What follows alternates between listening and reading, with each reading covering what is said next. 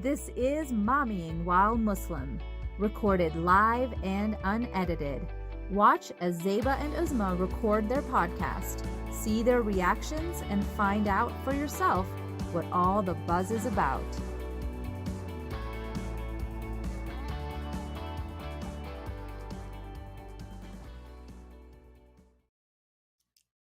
Assalamu alaikum, everyone. Welcome to another episode of Mommyingwhilemuslim. This is Uzma Jaffrey. And this is Zeba Hassan. Assalamu alaikum. How are you this week, girl? It's been a little bit of a tough week. I'm not gonna lie. I feel like that's been my theme for the last couple of weeks. So I don't know if I'm just hitting a wall or what the heck is going on with me. But no, the reality You're of the just pulling situation the is short straws. I really, really am. And I just don't understand that. The truth of the matter is, for people that don't know, we had a COVID scare in our household. We got the dreaded text that somebody in my older son's COVID bubble, and that's what we're calling it, where each of my kids can selectively see a couple of their kids, and we kind of have to do that. We have to learn to live with the virus, right? And the reality is, we try to minimize as many times and minimize our exposure, but being totally locked up is just not real. And the older kids were definitely feeling it a little bit more probably than my younger two, and so we allowed him the opportunity with four other friends whom we know the parents, spoke with the parents at length. That's allowed them to play basketball a couple times a week. So, it's outdoors. They come home. I know it's in the high risk category, but if you know the kids that you're with and they go home and everybody kind of does their own thing, we thought it would be a safe opportunity for him to be healthy mentally and physically, until we got the text that somebody in his circle potentially has COVID or tested positive for COVID. So we did the responsible thing. And even though he was asymptomatic, totally shut everything down, put him immediately into quarantine. Obviously, I was livid along the way. I'm not going to lie, considering the rest of us are so cautious that I was like, are you freaking kidding me right now? Locked him up. Sterilized the house, and honestly, he really was asymptomatic until he developed a sore throat and cough. In which case, at that point, my pediatrician allowed him to get the COVID test. But of course, we didn't do the rapid test because he's not considered high risk, so they didn't want to do the rapid test, and I wasn't about to pay $275, okay, because that's how much it costs. Yeah. And I was like, yeah, no, I we're thought just going to COVID testing was quarantine you. covered by And insurance. not if you're not my insurance, and not unless you're considered high risk category, which because of his age, Your son and has at the asthma. time when I called, and I know exactly. And that was finally ultimately what the doctor had to push in order for insurance to cover it. So this is what you're the Oh, doctor, okay. but I'm just like, they make it very difficult to get these tests.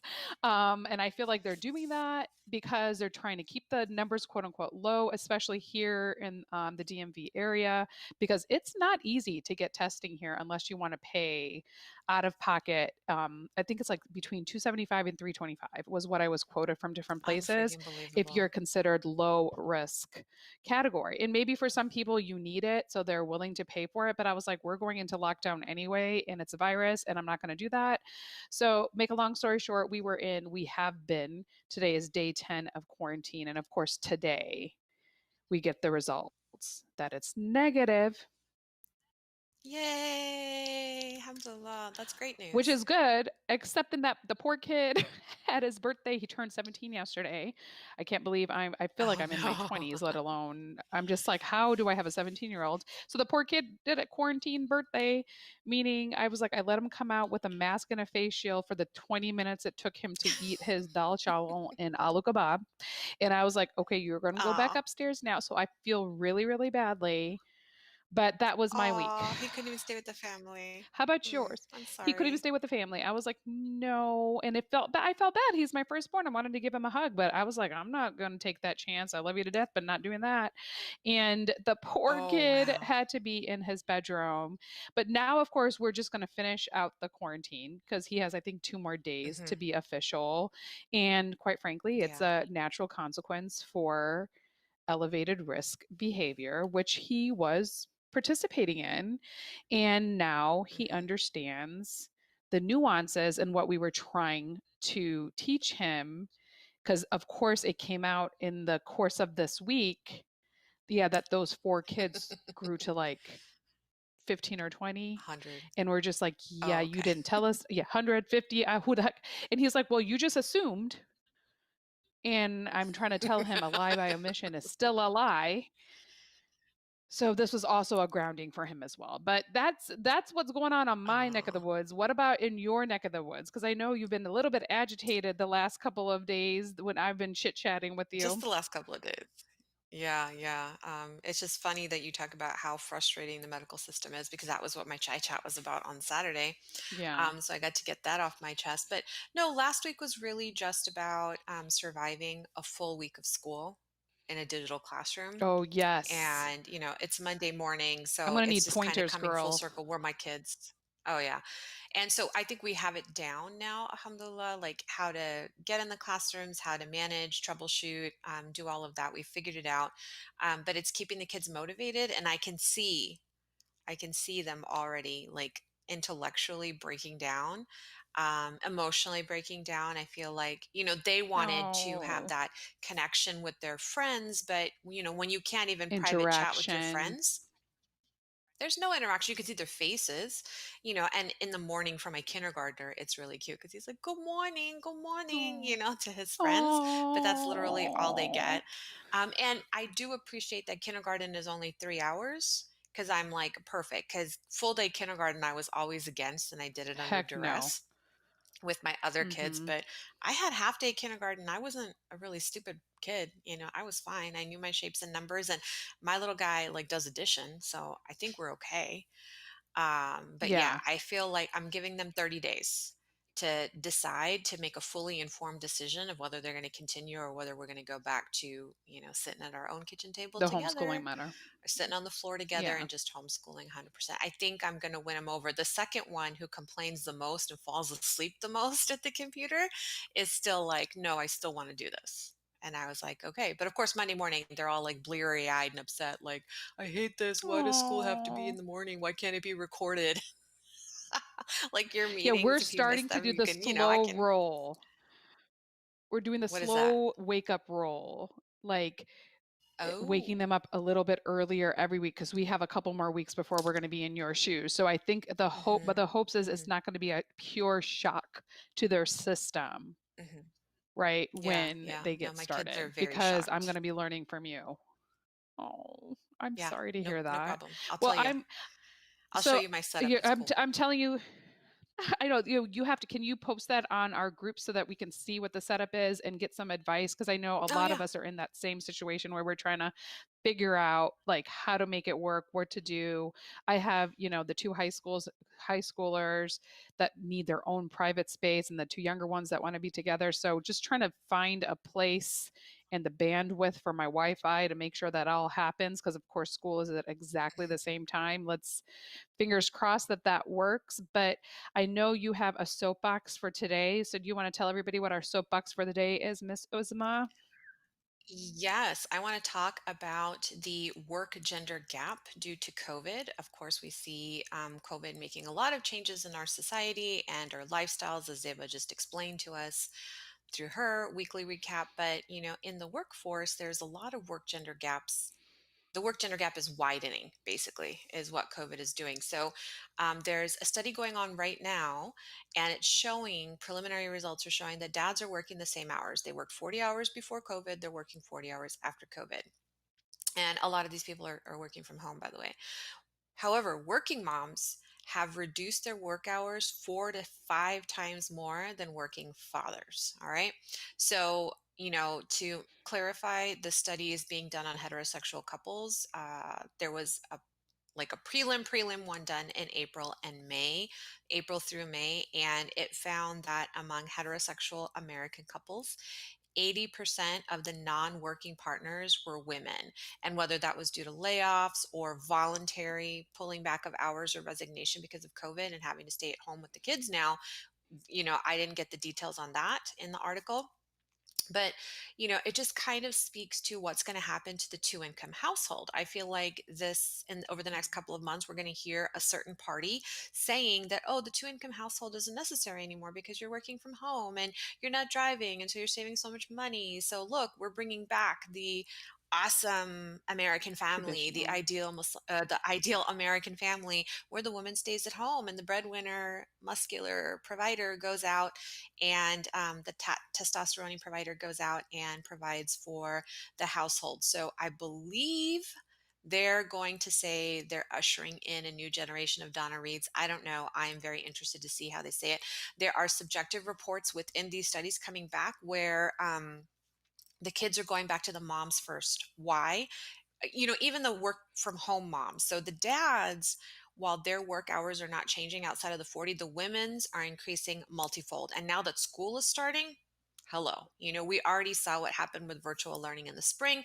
Now that we're kind of set for a longer haul, it's going to be moms working probably 60 to 80 hours a week between juggling all the emotional labor of motherhood, which is running school, running any activities that you're doing, the stuff we always did, groceries, bills, maintenance of the house, all of that stuff. So our emotional labor is going to increase. What are going to be the repercussions for the working woman? We've already seen many influencers online saying and stating that they're having to cut back their professional jobs, going from full-time to part-time to half-time to no time, because they don't have any. They're going to be fully invested in working for their children, and doing work at home, which has exponentially increased. And that, unfortunately, the division of labor still falls on women in America, regardless of your ethnicity and regardless of your religion. So, we're going to talk more about this specifically in regards to single moms, what's happening to them in 2 weeks. So, come back for that soapbox in 2 weeks. It's definitely true because there, at least in my household, even though their dad is also working from home, if there's any kind of issue, problem, or as I've shown you, multiple texts per day about food and the requests for food, it's never Yes. ending. So I feel that like that physical, and I don't want to call it a burden because I'm trying to be positive about it, but those physical things that happen, um, Yes. Mhm. separate and apart. Like literally, I'm getting a text right now from my son that says, "Can you bring me some donuts and milk?" I wish I was lying. And maybe I'll eat those leftovers later. Thank you for sharing. I am really, really appreciative of all of that. But in any case, we are continuing our family evolutionary series.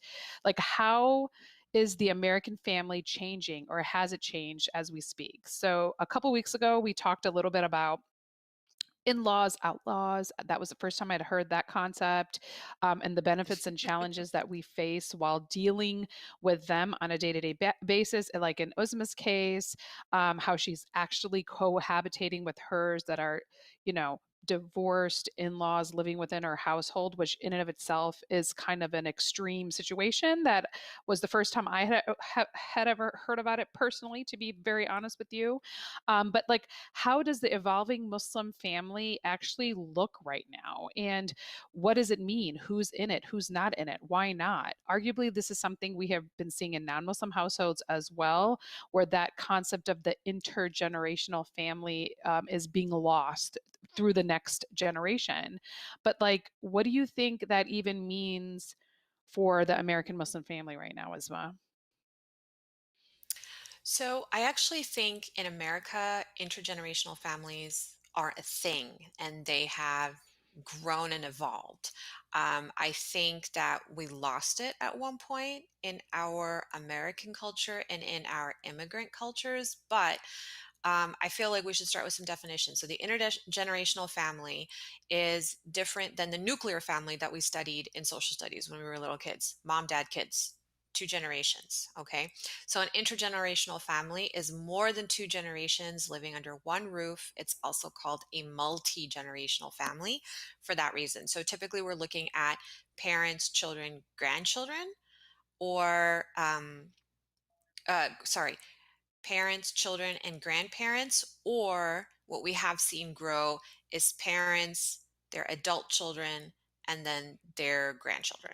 Does that make sense? Mm-hmm. Okay. So like our generation, our or the one right under. I feel like it's the what are we? What generation are we? I don't even know. Are we Generation We're second. X? No, Oh, what are we called? I think no. we're Yeah, no, we're what are not we Gen X. We're called? not that cool. I think we're Gen Zs. I don't know. Are we There's a Gen word Zs? for I us, don't those know. kids of But the 80s. you're talking about the ones that are just a little bit younger than us that are or the ones older than us because I feel like I have kind of older. Oh my God, the whole thing it's confusing to the brain. But Like, take the the nuclear regardless of the family as we know situation. it, parents and their children, and add one generation But now above, it's which the would be adult grandchildren, children, or add one generation below, right? grandchildren. Which is adult children, right? Mhm. Yeah. Okay, got it. So I mean, I wonder what it's going like. I can only speak to obviously I don't have Joe is texting us right now, so we want to get some clarification. Gen Z for short is the demographic cohort succeeding millennials. So that would be Zachariah's generation. So he is Gen That's your Z, kids. so he's Mhm. appropriately named. That's my kids. And then there's like the millennials that are in between. We're not quite Gen X because let's just be real, we're in our early 40s. Okay, people, regardless, we're pretty cool.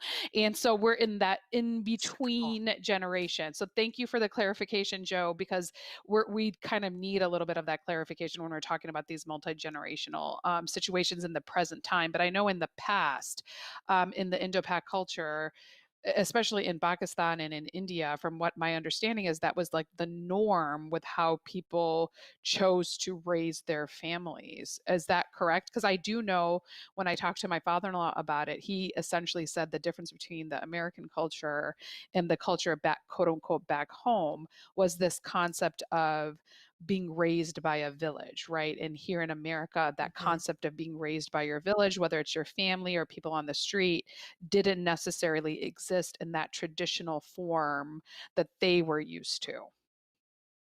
Mhm. Mhm. No, I think you're right about that, and we can kind of dive into a little bit of the details. But arguably, I would say the intergenerational family is not limited to the subcontinent of India. African, Arab, Asian Yes. in general cultures, and arguably American culture. This was a thing. I don't know if you remember, our wonderful generation had reruns of the Beverly Hillbillies. Remember the Beverly Hillbillies? I mean, that was an intergenerational Yes. Oh my family. You remember the God. crazy grandma with the rifle? Oh my God, I used to love that show. But, Oh my those are the God. She kinds was of so things that we cute. saw. Yeah, I loved her, the toothless granny.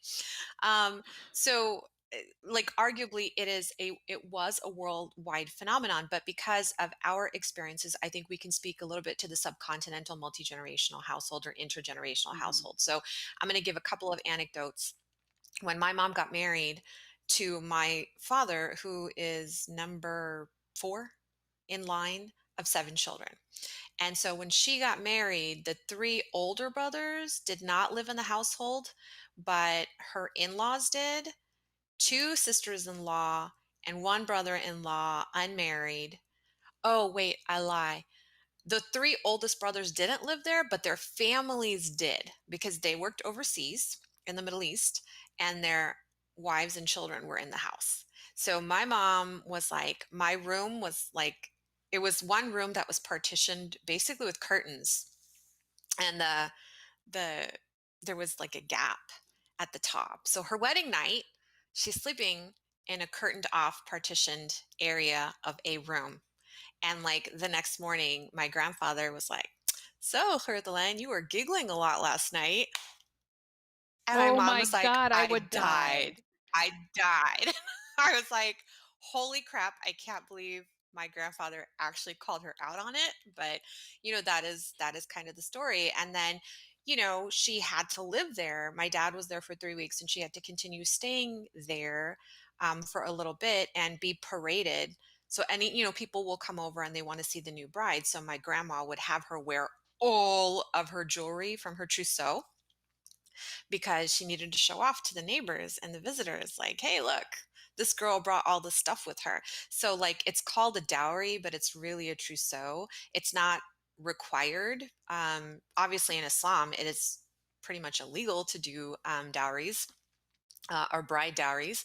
But your daughter in law is kind of like your PR for the family, like, oh, look, our status can go up or down based on the daughter-in-law that we bring. In many households, the daughter-in-law is just cheap labor. So she's like an unpaid servant doing the cooking, the cleaning, the washing, and all of that. If she doesn't bring a dowry, there's acid throwing, there's setting fire to Oh my brides when they God. come from poor households and don't elevate status of families, quote unquote. And that is punishable by law more and carried out more so in Pakistan, because Pakistan is a Muslim country. Dowries are illegal. Obviously, hurting a woman at all, hurting anybody, throwing acid or disfiguring or whatever a girl is punishable by law, and you can actually go to jail. It does happen, less so in India because dowries are kind of part of their culture. So that is some of the stuff that can happen. And then if anybody, we keep alluding to Indian matchmaking, there's that one household, Akshay's household, where he is an adult male living with his parents. His older married brother also lives in the house, and he can't have Right. children until Akshay gets married. It's just all this crazy political stuff that people who are not part of that culture will understand as easily. So that's kind of my background on intergenerational families back home.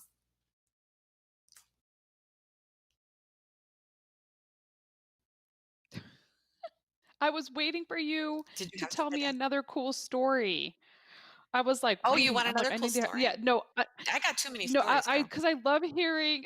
I know. So for us, I think I alluded to the fact that we actually lived overseas for a while, because my dad was one of those sons that decided to leave their family with their family so he can go back to medical school. And now it Hmm. sounds like it's a cultural thing that people do.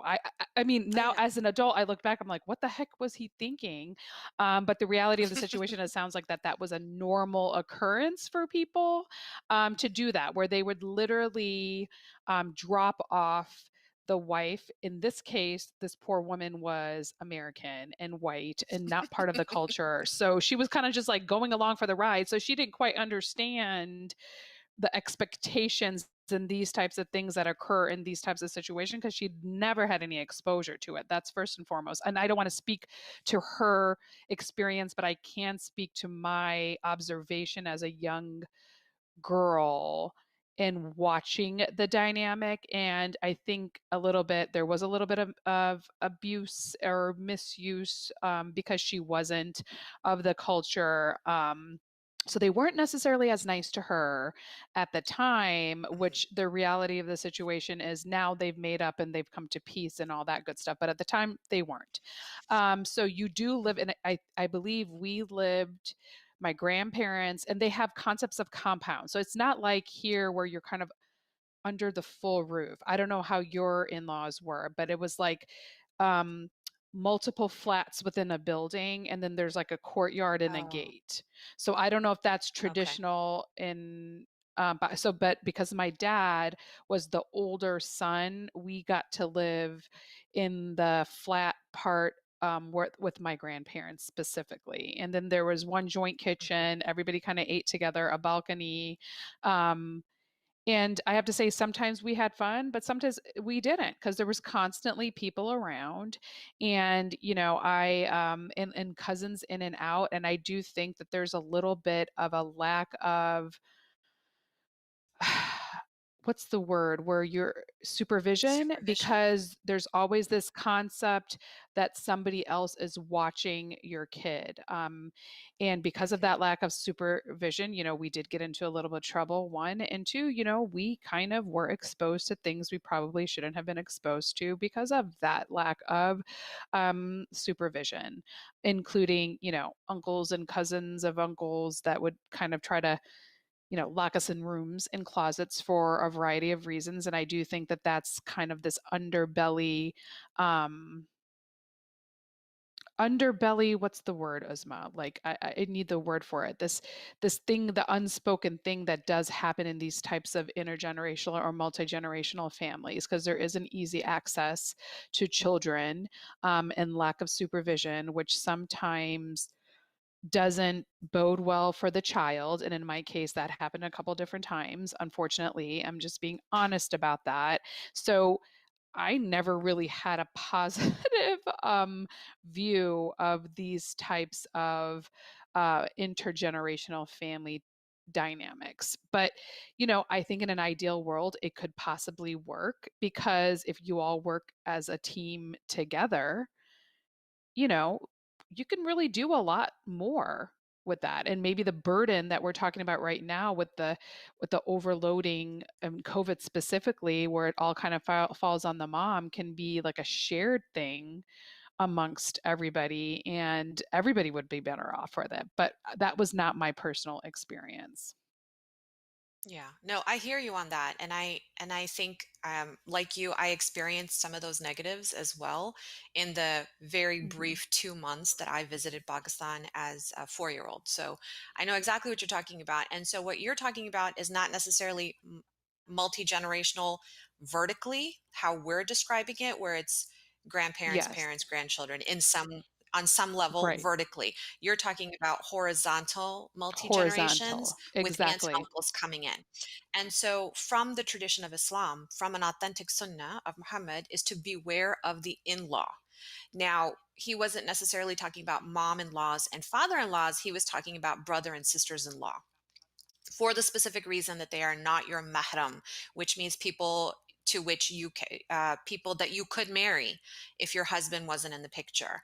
And so the concept, once I started learning Islam and was like, Mom, you moved into this house where like your brothers-in-law lived, like your father-in-law is your mahram. Yeah. You can never, no matter what happens, even after divorcing your husband in Islam, you can never marry him, which again makes me chuckle at my grandmother who used to be horrified at American soap operas because fathers and sons would sleep with the same woman. Yes. It's like, oh my God, it's incest. This is Muslim incest. How could you do this? And so that horizontal interaction with people of the same generation is actually un-Islamic, and you should not be sharing a roof with those people. You cannot be in the same room alone with Oh, those people, like with your brothers-in-law. So, I feel like Islam protects you in that way, but it also leaves room for that vertical.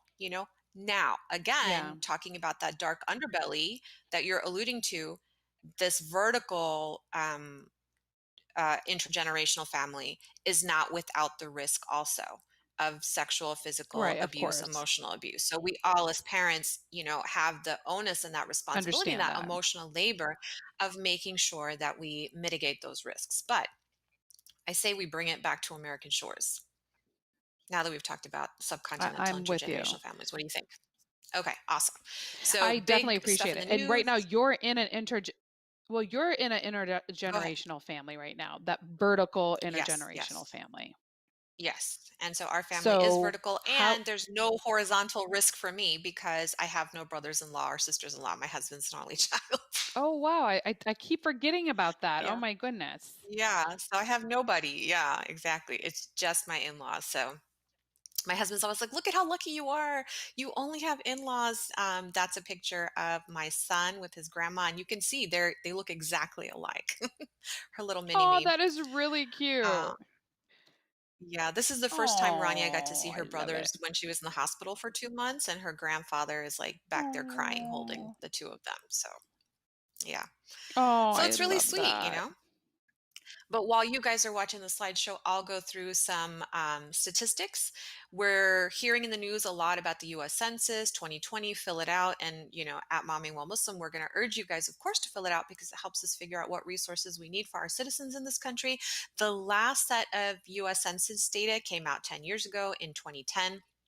And that found that 20% of Americans, guys, regardless of ethnicity, status, religious background, whatever, 20% of Americans live in intergenerational families. That is 64 million Americans Hmm. live in a vertical or a horizontal intergenerational family. In 1980, though, only 12% of the population lived in an intergenerational family. And so it kind of increased over the years, but the biggest spike came after 2008. So we'll talk a little bit about some of the phenomenon of 2008 that happened. We had more unmarried adults either continuing to live with their parents or moving in with their parents. Think of economic necessity. 2008, there was a huge crash. A lot of people lost their jobs, their businesses, their homes. They had to move in with their parents. Um, the pandemic has forced a lot of college students out of the dorms back into their Mhm. parents' homes. Now, overseas, it's different. It's not economic necessity necessarily that propels people to continue living as adults with their parents. It's kind of a cultural norm. And it's not just subcontinental. Think of most of Asia.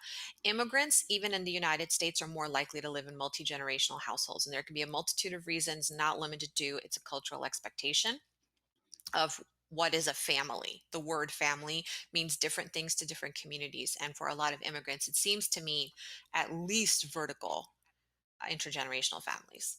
Baby boomers are more financially secure. They are often and continue to be a sandwich generation. This is not true of all immigrant families, though, because remember, immigrant families who came over and are the same age as baby boomers are not starting at the same economic threshold that baby boomers were starting at. So they may not have the advantages of being a sandwich generation or may not have as many resources to be a sandwich generation. And a sandwich generation is people who are raising their children, actively raising small children, but also taking care of their older, aging, sick, debilitated parents. Okay.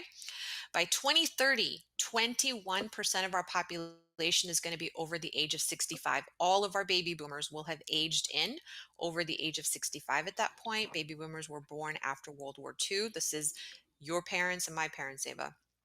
So they will all have aged in by 2030. And it will be the first time in American history that older people will outnumber younger people for the first time ever, children specifically. So the aged population will be higher than our population of children in this country. Um, Now that we have advancements of science, people can live longer. We can take care of chronic conditions better, but we can take care of chronic conditions better and longer. So that means people are living longer, which means money runs out. So eventually, Mhm. our parents are going to have to move in with us. You know, that generation is going to have to move in with us. Definitely is already moving into the baby boomers. Their parents are. During economic downturns, there's going to be loss of jobs, reduced incomes, and sometimes sharing living expenses is the way to go. So, overseas, it's not really a question. Everybody shares in the household, or it's going to be from subcontinental stuff. My experience, very limited. The sons will contribute to the household, the daughters will not be expected to. Um, but it does beg the question in America, as our adult kids are moving in, or as we're moving in with our, baby boomer parents, are we going to contribute to the household, or is that a quote unquote American expectation?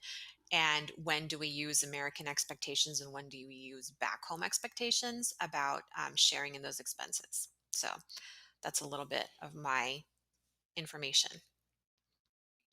No, I appreciate, and that's actually an interesting question because I do see a lot of adult children moving back in, and obviously these friendships are not Muslim per se, but just an in general thing. And I do have to say, the first time I heard somebody say that they're charging their kid rent, I was Uh a huh. little taken aback. I don't know if why, and I get it from a concept of learning, like, okay, you're trying to teach them to be responsible, but I don't know what I would do in a circumstance like this. Like, have you, knowing the statistics now and knowing that you are taking care of your in-laws and there's a possibility of your kids moving back in with you, like, how are you guys handling that particular situation? Because that is the future concept of this intergenerational family unit.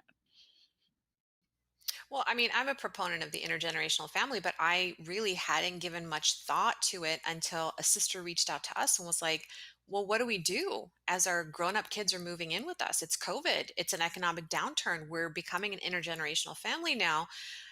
How do I tell my adult kid, you can't stay out late? That's not okay. He probably was doing it, when he lived on his own, but now that he's under my roof, like where do I draw the line? And the truth of the matter is, I was like, sister, I don't know. Like, I really don't know because I have two adult kids. You're going to have to guide us through this. So I need to actually ask her to come on and chai chat to elucidate what our parents are doing right now today with that, she had cool questions, like not just about finances, sharing household expenses, but also like, okay, well, now that we're all together under one roof, are we going to pray Jama? Are we going to pray together? Like, what do I do? How do I enforce that? And I'm like, my inclination is to say, I don't think that's something you can enforce. You can't enforce religion, and you probably can't enforce curfews, maybe curfews. But enforcing finances, I think, is probably the minimum amount of control you can do. And I agree, if we're moving in together to share expenses, or because it's too expensive to live on our own, we should probably pool resources so that we can all collectively stretch it out longer. You know how I feel about collective power over individual efforts. Yes, I And do. so, it's, yeah, that's me. That's my motto. Like, if we can go longer, stronger together, let's do it collectively. Um, but I don't know what I would do with my kids. I feel like I would have to, because my kids really don't understand the value of a dollar. My kid was like, "Oh yeah, like this thing only costs $200. Like, get it for me." And I'm like, dude, I have a job, and $200 is a lot of money for me. Like, tell me why you don't think $200 is a lot of money. And that shut him up. And this was literally last night. So, I don't know. I feel like I would probably be compelled to charge rent. It doesn't have to be, industry standard rent, but something to show that you are a contributing member of this household. And if you want to have a vote in how it's run, then you should contribute to the household. If you don't, but then what is a contribution? Is it only monetary, or is there also emotional contributions, as we talked about on Exactly. the soapbox today? You know?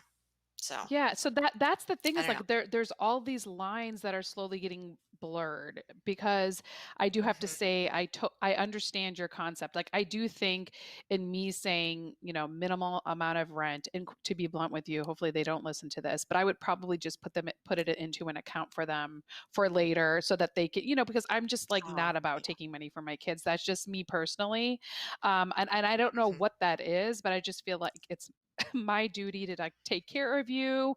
Um, and that's probably going to bite me in the, what, later on. But eh, I don't Inshallah, no. know what the actual answer is. So I do think parents that are going through this right now, but like we're getting from Farheen right now, each person needs to contribute, not just money but time, and be a role model. I actually agree with Yeah. that in theory, and I think that if you're going to be part of a family unit, you need to do that.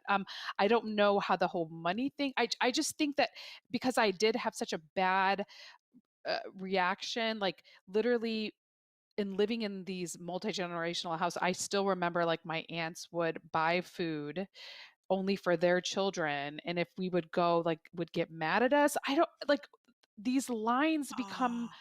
blurred. So I don't know, I just have a Hmm. very negative feeling for that. I feel in my personal, heart, that whatever I want to contribute, it's because I want to do that, not because I ever feel like I need to do that. My hopes is I'm raising my kids the same way, but that's not necessarily the case. And perhaps we'll be there sooner rather than later. It would be hard not to be the mother and recognize that your kids are adults. Yeah, I totally agree with that. She's right, and I know she's speaking Hmm. directly to me. I actually value them as adults, in the sense that literally my kid had turned 17 yesterday, and I was thinking, darn, too bad you're not turning 18, and I would make you vote this year. But I do. Our job is, and Zephyr and my motto is specifically to set you up so that when you leave, you're not coming back. And and unless you're coming back on your own voluntary accord. And they joke with us all the time. They're like, "Mama, aren't we going to have like my dream one day is to have like a compound in Colorado where Hmm. I'm the main house, and I have four other smaller houses, and there's like, I mean, I have it pictured in my brain, and then there's like a meeting area where we can do s'mores, and like everybody kind of hangs out together in my kitchen, and then they go back into their own houses only for summertime." And I tell my kids, I'm like, I'm going to have Gigi, that's what I'm going to be called, Gigi summer camp, so that my kids can go with their spouses. Like, I'm going to be that grandmother. I'm just so excited Inshallah. about that possibility. But inshallah, but I told them, I'm like, but I don't want you to live with me. Like, I'm all about Hmm. coming to visit, taking ownership and helping, but I don't know if I would want my kids to live with me. I'm just going to be very, very I definitely don't want them to live with blunt me. about it. I don't. Right? And I remember when my son was about 5 or 6, he was like, "Ummi, when I get married, like, and we do this and we do that." And I'm like, "Honey, when you get married, you do you, like with your wife out there somewhere." He's like, "What do you mean? I'm Yeah. not going to live here?" He was getting ready for school. And I was like, "No, when you get married, you don't live with your mom." But he doesn't know that because in his experience, Right. you do That's because what he's you seen his do. grandparents, right? Exactly. That's his experience. And I was like, "No, you don't. Like in Islam, you move, you go out with your wife, you leave." And he was like, he was in the bathroom with the door open and he closed the bathroom and he's brushing his teeth and he's like, "Does that mean I can't live with you?" And like his lip like I down to know. here crying. I started Just bawling. I was wait like, till he's "Baby, 14. you can see me all the Wait till time." he's 14. Wait till he's 14 because mine used to do the same thing. And now he's like, the sound of your voice irritates you. So enjoy these moments while you can. Okay. Yes, Enjoy yes, it. yes. That's so funny. Mine No, just I wants to agree. I have think, I kids think right it's now to show me the proper way to raise them. Oh yeah, exactly. I love Zara actually there's a TikTok where there's a new TikTok going on right now where it's that if I were a parent, what I would do differently. And it's like a song and then Mm, it's all the things you okay. put in there what you would do differently. And her number one thing Mhm. right now, which is going to be a whole nother topic, but her number one thing right now is I will let my kids wear whatever they want to wear. We're Pshaw. having that Good luck modesty with that. conversation right now, and I just kinda looked at her, I'm like, Oh, it's "Just wait hard. till you become a mom." But you can't tell I them, know. right? So, the truth of the matter is I Can't say that. respect the fact that they're changing, they're individual people, and because of my own personal bad experiences that I had with these intergenerational. It seems like it's working for you for the most part, and I think you're doing a great thing. But in an ideal world for me, when my mother-in-law moves in, because at some point she will, and I love her, and I get along with her very well. But we both recognize that we're our own autonomous people. So to live under the same physical roof I think will be difficult for everybody. And, to the extent that Mhm. you can't afford providing a space for them, I feel like, see, she's saying the kitchen does become the biggest point of contention. And that's kind of how it is right now. Like Farine, when I'm they a do come freaking to visit, genius because yes. Yeah, go tell her ahead, what Ava, you you finish your did thought. and how you could. No, I was going to say I agree with that statement because the reality of the situation is, The how you make kitchen. tea or how you make this or how you it just is too hard. And I love my fridge to be clean. Okay. Like I have columns and rows and I know exactly where things are. But when other people come to visit, that really does happen where I'm like, where's the cheese now? Where's the butter? And even though I'm more like calm and easygoing about it, it does irk me and irritate me in a different way. So I totally agree. The kitchen is the house. And I know you did in your new house a genius thing. So perhaps this can be the number one thing and how you actually can have an intergenerational family. So why don't you tell everybody what you did? The key to an intergenerational family, if your mother-in-law is moving in with you, baby girls, separate kitchens. Just do it. It is Hmm. worth every penny that you have to invest. And, eventually you'll get both. Is that evil? That is evil. We're going to cut that out of the podcast portion because I I don't mean, want Uzma to then regret you have that. your I'm cooking for always like, party Uzma, kitchen watch what and you're then your show saying. kitchen. Well, they actually I have mean, that in a lot think of about it DC that way. houses, It by the all comes way. back to you in Yeah, the they do end. have that. Sorry?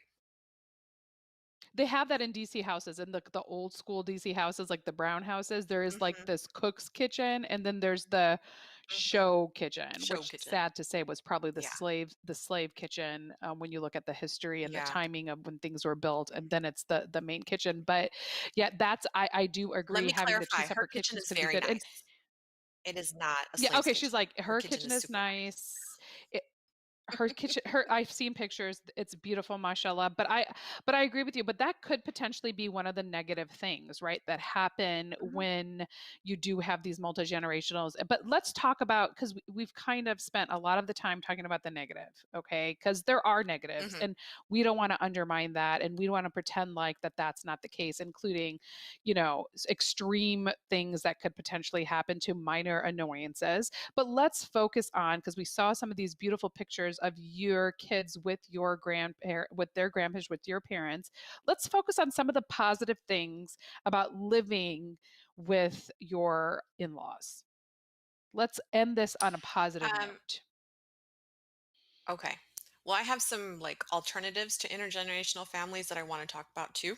But I mean, for my kids, it's Okay. memories, right? And for them, it's just more safe people to take care of them. And so Oh, I we love these. have the additional advantage that both of my in laws are very functional, very healthy, alhamdulillah. So it's not like I'm having to take care of them.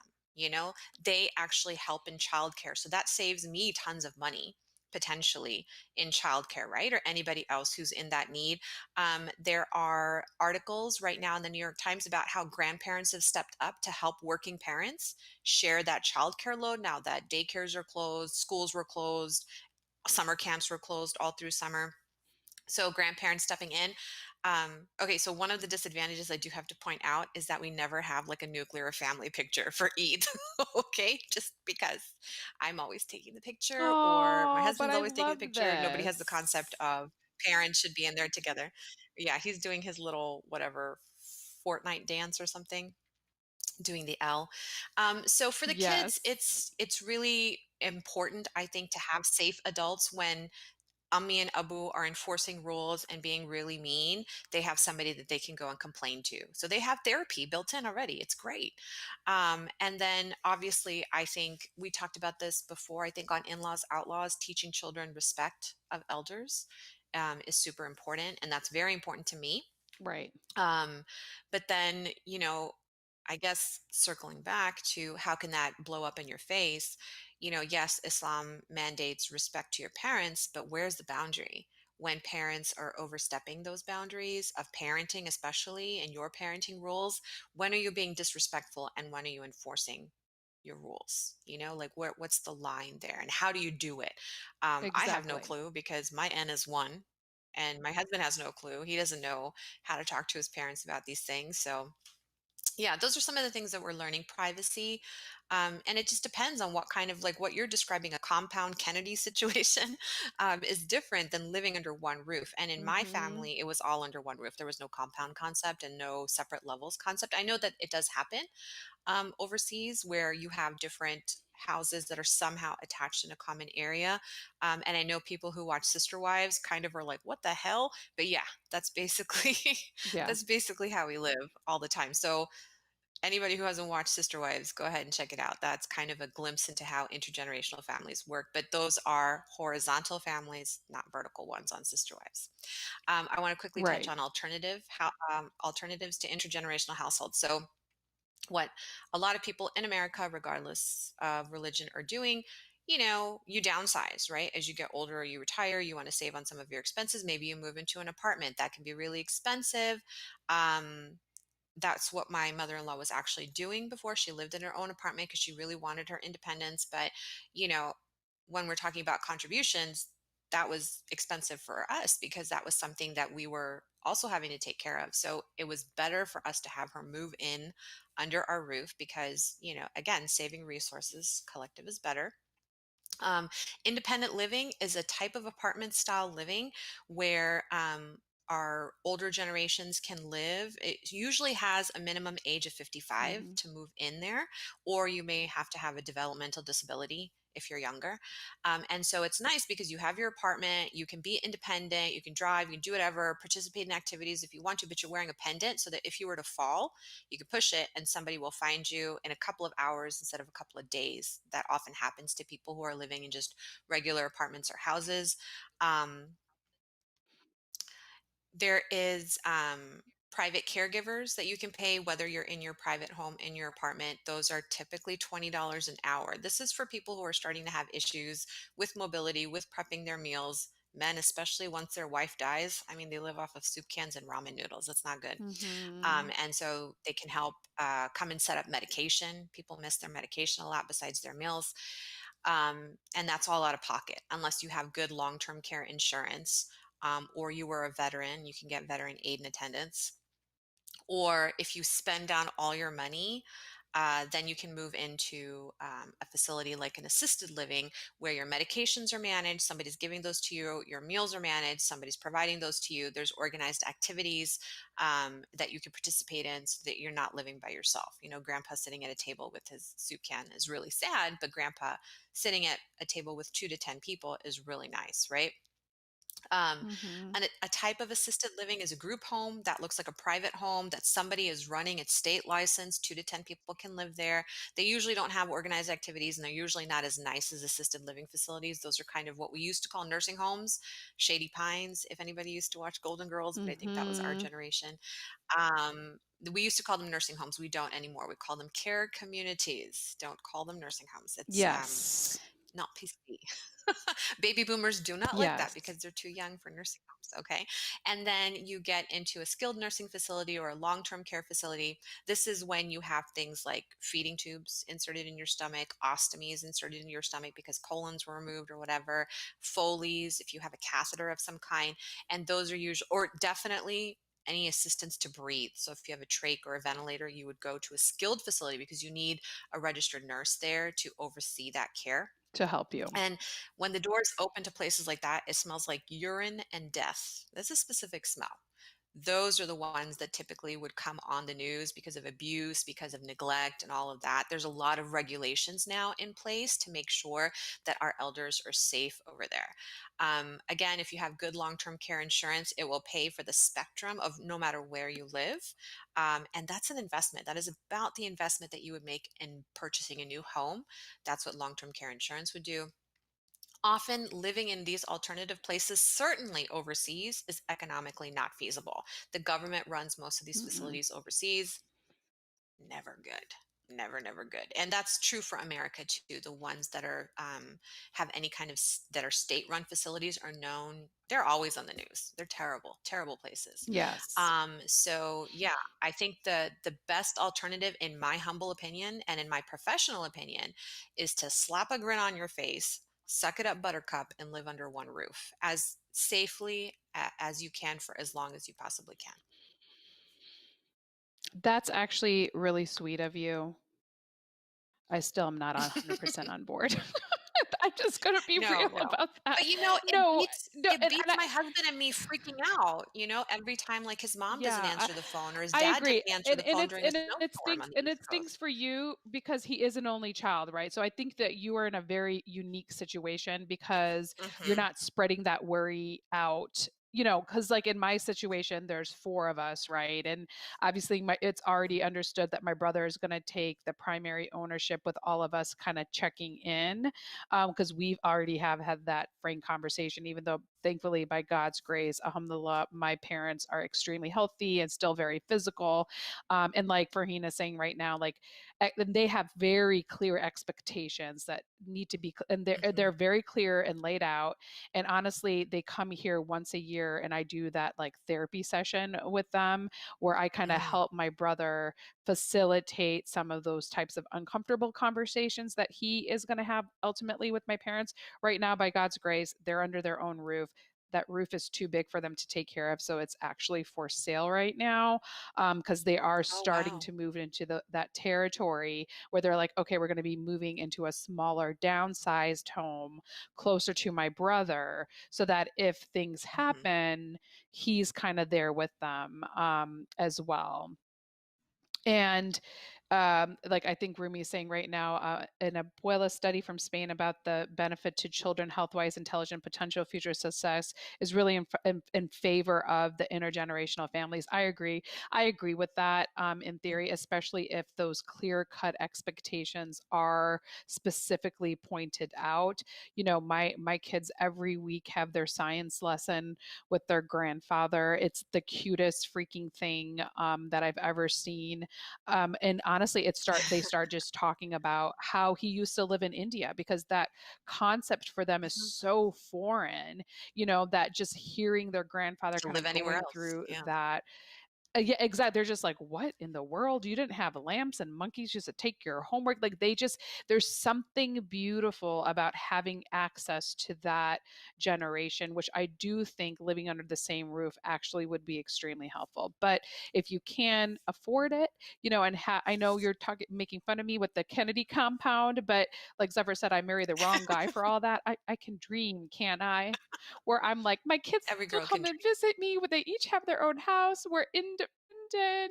And at the same time, we're still loving and Mhm. hugging and cuddling each other at night, because I definitely want to be an active participant in my grandkids' life. It's so funny because I'm already excited about that next phase, and I'm still in the raising my kids phase, because Not at all. this is very stressful for me. See, like, I'm like ready for the fun, in this right now it Nope. gives me anxiety and stress. So I agree. I think I'm okay I with no agree with you on grandkids right some now. levels, but I don't want to see any babies.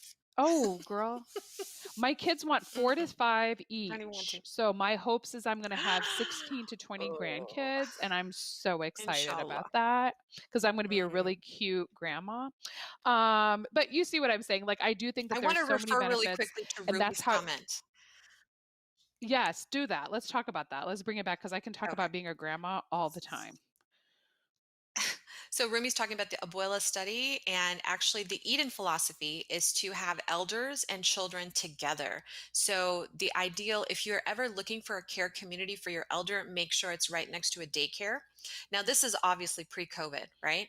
And so what they used to do is the daycare would have planned activities at the care community and vice versa. So you had these elders, some with dementia, whose dementia like was delayed a lot longer drug free just because they had access to the children. So there's not only benefit to the elders, there's so much benefit to children who have these elders who all they have is time to play with me. All they have is time to read with me. It is emotionally and intellectually stimulating for both that younger generation and that older generation. And it's a beautiful thing if you ever get to witness it. Eden models are like, those are my favorite facilities to work in because they used to be. Now COVID has, precluded all of that, but it's just so beautiful to see those two generations interacting. And I can totally appreciate that as a grandma, you need that, Mm, connection.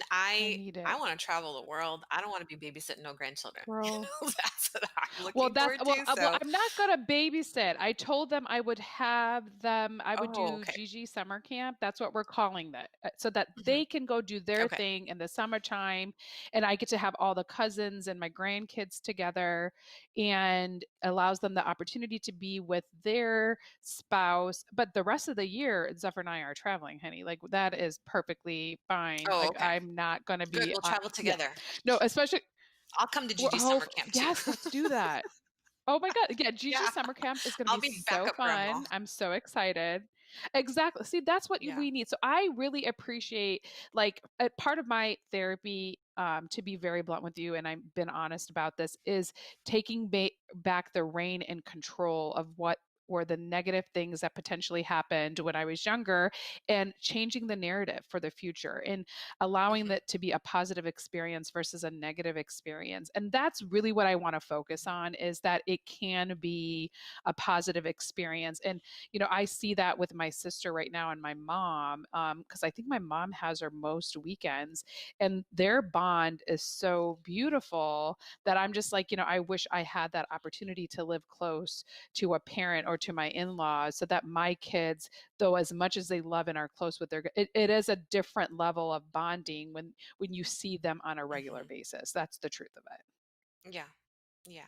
And the thing is, like all these family holidays that are so commercialized in America now, I feel like it's because we lost that intergenerational family concept. So now it's a novel thing to have families together rather than a customary day to day. Every day is Thanksgiving, every day is Christmas, every day is Eid. So it's kind of an exercise in gratitude or it can be. Certainly, peace of mind Yeah. for us is really, really big because as our parents get older, we just want to keep an eye. And that's what my husband literally says is like, I just want to keep an eye. I want to know where you are. So he's kind of like that dad of teenage kids. So already. So Yeah. it's good practice for later, I think. Yeah. So yeah, No, I that's our love it. spiel on So intergenerational the families. What final thoughts do you have? yeah, so the moral of this the final thoughts is the moral of the story is you are 100% for it despite your, up and down situation, which it is a testament to you. I am on the middle. Maybe ask me in 10 years when I'm in that situation of how I'm going to feel about it. But I mean I Uh-huh. can see your point. I can see what you're saying. I'm not sure if for right now here in, 8/17/2020 if that's for me, but I could these could be famous last words and quite frankly maybe all four of them are going to be under my roof and then I'll be like what the heck, I was trying to get you suckers Yeah. out of here. No, I definitely appreciate it. And thank you so much for all of the research that you did, because I know this is a tough topic for a lot of people. What's on the agenda for next week? Next week, we are talking about advanced care planning for our parents. So, kind of a step off of this, now that we figure out where our parents are going to live, let's figure out what's going to happen because COVID is unfortunately necessitating these conversations for a lot of families, and we don't want anybody to get any curveballs. So, we have a couple of experts, a lawyer, and a social worker coming and explaining to us about advanced care planning. So, super duper excited to have them on next week. So until next time, everybody, assalamu alaikum, and thank you for joining us today. Assalamu alaikum.